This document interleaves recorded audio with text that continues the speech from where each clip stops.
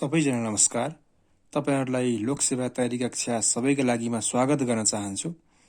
आज म विशेषतः नेपालको इतिहास सम्बन्धी केही तथ्यहरू लिएर उपस्थित भएको छु। कृपया हेर्ने प्रयास गर्नुहोला। र सुरुवातमा भन्नुपर्दा नेपाललाई तीन कालमा हामीले विभाजन गर्न सकिन्छ। विशेषतः नेपाललाई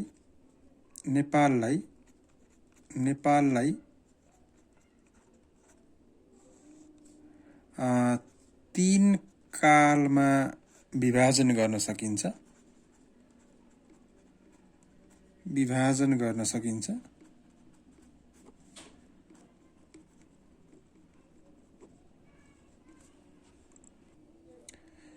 र फर्स्टमा एकमा हामीले युज गरौँ। यसलाई हामीले प्राचीन काल पनि भन्न सकिन्छ। फर्स्टमा प्राचीन काल, यो चाहिँ विशेषतः सुरुवात काठमाडौँ उपत्यकाको उत्पत्तिदेखि, जस्तो काठमाडौँ उपत्यकाको उत्पत्तिदेखि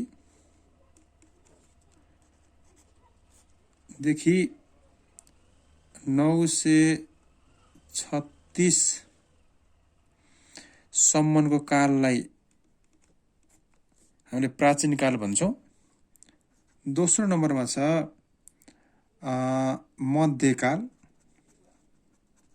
मध्यकाल भन्छौँ। यो चाहिँ 937 देखि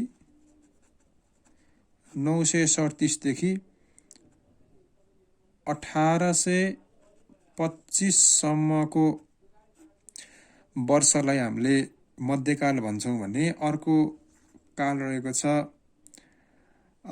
आधुनिक काल। यो चाहिँ 1826 देखि हालसम्मको वर्षलाई हामीले के भन्छौँ? विशेषतः आधुनिक काल भन्छौँ। र यसै पनि के पक्ष छ रह्यो भन्दाखेरि 936 देखि 1256 को काललाई हामीले के पनि भन्न सक्छौँ भन्दाखेरि संक्रमण काल अथवा यसलाई अन्धकार युग पनि भन्छौँ। अन्धकार युग पनि भन्न सक्छौँ हामी यसलाई। विशेषतः यो भनिरहँदाखेरि नेपाललाई हामीले युगको हिसाबले 4वटा युगमा हामीले विभाजन गर्न सक्छौँ। नेपाललाई विशेषतः युगको हिसाबले 4वटा युगमा हामीले विभाजन गर्न सक्छौँ। पहिलो भनेको सत्ययुग छ। त्यसपछि त्रेतायुग भन्छौँ। अर्को छ द्वापर युग र अर्को छ कलियुग। अर्को के भन्छ? कलियुग भन्छ। र सत्ययुगमा नेपाललाई के भनिन्थ्यो भन्दाखेरि सत्यवती भनेर चिनिन्थ्यो भने नेपाललाई त्रेतायुगमा के भनिन्थ्यो? तपोवन भनेर चिनिन्थ्यो भने द्वापर युगमा मुक्ति सोपन भनेर चिनिन्छ नेपाललाई भने कलियुगमा चाहिँ विशेषतः नेपाल नै भनेर चिनिन्छ। यसलाई थोरै सजिलो छ। सबाट सुरु हुन्छ। त्रेतायुगमा त्रेत्रबाट सुरु हुन्छ भने द्वापरमा मुक्ति सोपन र कलियुगमा नेपाल यसरी हामीले छलफल गर्न सकिन्छ, जान्न सकिन्छ। र हामीले त्यस्तै गरेर नेपालको इतिहासमा अर्को तथ्य छ। नेपालको इतिहासमा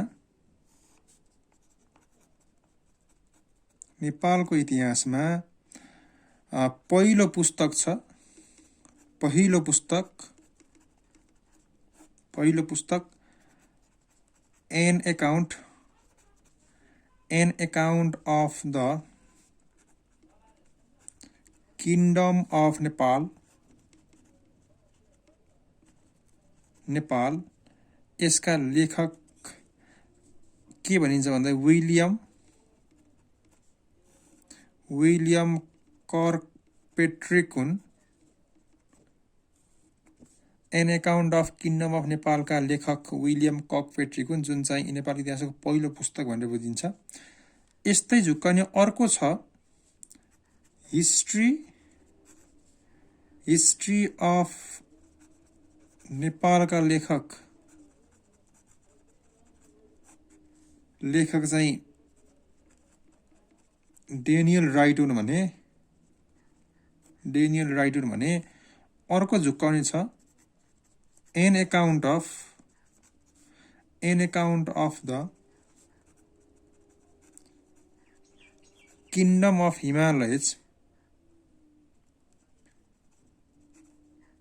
हिमालयजका लेखक चाहिँ को हुन्? टोनी हेगन हुन्। An account of kingdom of नेपालका लेखक विलियम कर्कपेट्रिक हो भने an account of kingdom of हिमालयजका लेखक टोनी हेगन भनेर बुझ्न सकिन्छ। यसरी थोरै मैले तथ्य युज गरेँ। अब अर्को यसमा हामीले के बुझ्न सक्छौँ भने इतिहास शिरोमणि भनेर बाबुराम आचार्यलाई चिनिन्छ भने यिनले विक्रम सन् 2008 मा चाहिँ इतिहास शिरोमणिको चाहिँ नि उपाधि धारण गरेका थिए। अर्को छ नेपालको इतिहासमा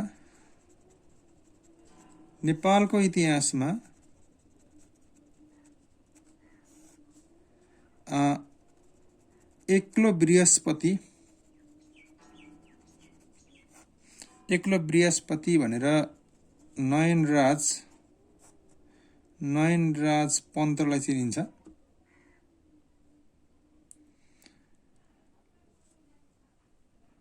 चिनिन्छ भने अर्को विशेषता के छ भन्दाखेरि नेपाल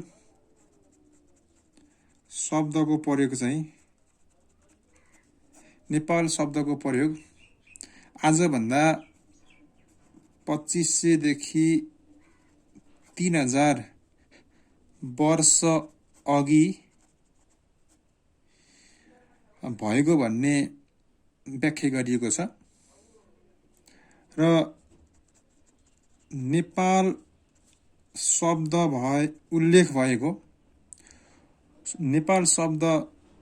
उल्लेख भएको पहिलो शिलालेख चाहिँ विक्रम सम्मत 569 जुन चाहिँ टिस्टुङमा रहेको छ। टिस्टुङको अभिलेख भनेर बुझ्न सकिन्छ। टिस्टुङको अभिलेख हामीले यसरी बुझ्न सकिन्छ। र त्यस्तै गरेर अर्को छ नेपालमा आउने बुद्धहरूको हामीले यदि क्रमशः हेर्यौँ भने के हुन्छ भन्दाखेरि सत्ययुगमा चाहिँ विपस्खी र सिखी आएका थिए भने त्रेतायुगमा चाहिँ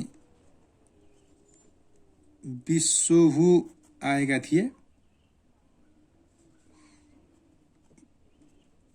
मञ्जुश्री पनि त्रेतायुगमा आएको हो भने अर्को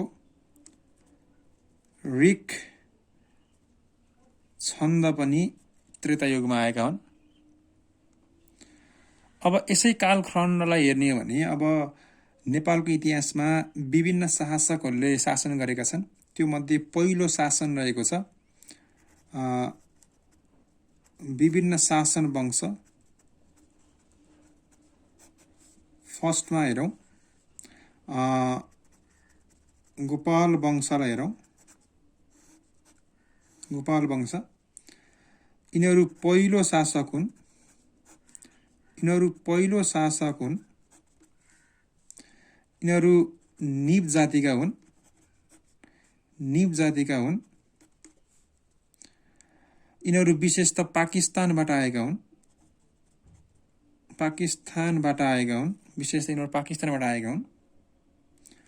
र गोपाल वंशीको पहिलो राजा चाहिँ भुक्तमान हुन् भने जसलाई भूमिगुप्त पनि भनिन्छ।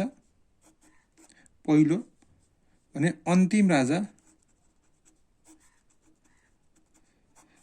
राजा चाहिँ गुप्त हुन्, एक्सगुप्त हुन्। विशेषतः यिनीहरूको चाहिँ पेशा भनेको चाहिँ नि गाई पालन। गोपाल वंशीको पेशा भनेको गाई पालन हो। यिनीहरूले विशेषतः चाहिँ माता तीर्थ जुन चाहिँ कीर्तिपुरको दक्षिणी भागमा पर्छ, यहाँ बसेर शासन गर्ने। यस वंशको चाहिँ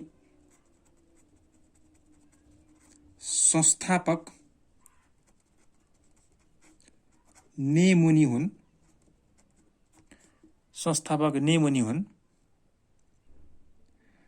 भने गोपाल वंशीले विशेषतः 8 वटा राजाले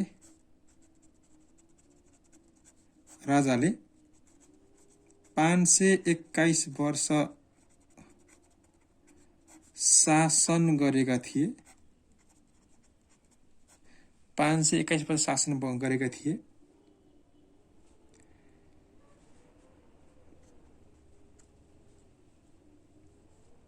यस वंशमा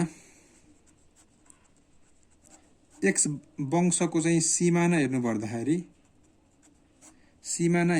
हामीले के हेर्छौँ भन्दाखेरि पूर्वमा दुधकोशी, पश्चिममा चाहिँ त्रिशुली,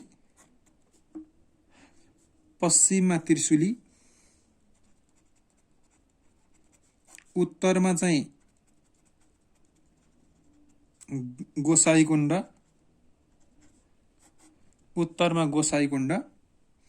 र दक्षिणमा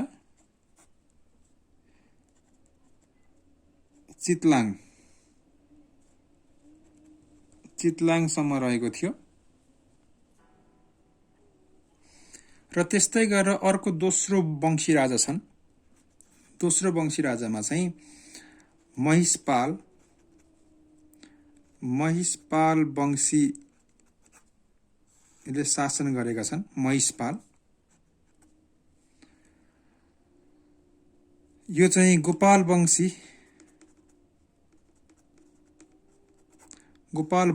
पछि शासन गर्ने।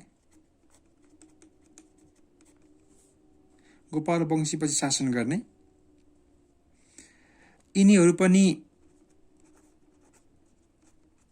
पनि निप जातिकै हुन्। थिए यिनीहरू पनि। यिनीहरू चाहिँ भारतको मथुरा राज्यबाट आएका।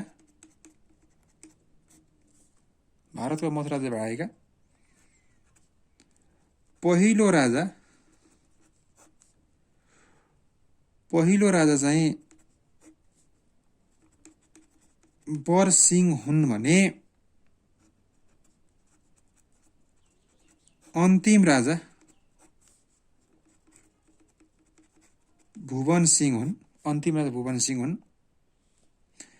यिनीहरूको मुख्य पेशा पनि भैँसी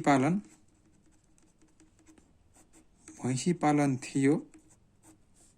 मुख्य पेशा भैँसी पालन थियो भने यिनीहरूले पनि माता तीर्थमा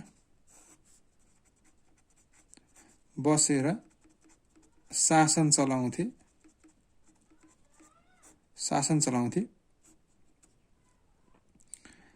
विशेष यिनीहरूको शासनकाल जस्तो ककपेट्रिकलाई हेर्ने हो भने यिनीहरूको शासनकाल 111 वर्ष रहेको छ भने पछि गोपालराज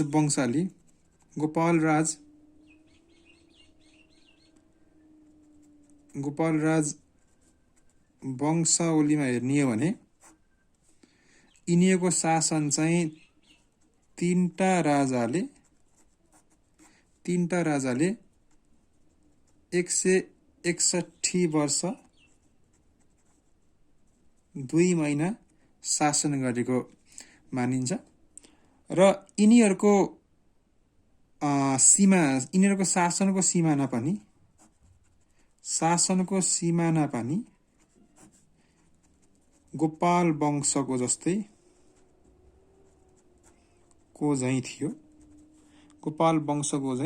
थियो। यसरी हामीले महिषपाल वंशलाई हामीले व्याख्या गर्न सक्छौँ। यिनीहरू पछि गोपाल वंशी पछि शासन गर्ने वंशी राजा यिनीहरू पनि निम जातिकै थिए। यिनीहरू चाहिँ भारतको मथुराबाट राज्यबाट आएका।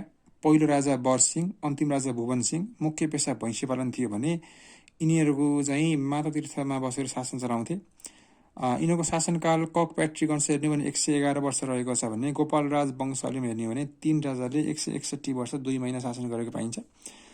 यिनीहरूको शासनको सिमाना पनि गोपाल वंशकै जस्तो थियो।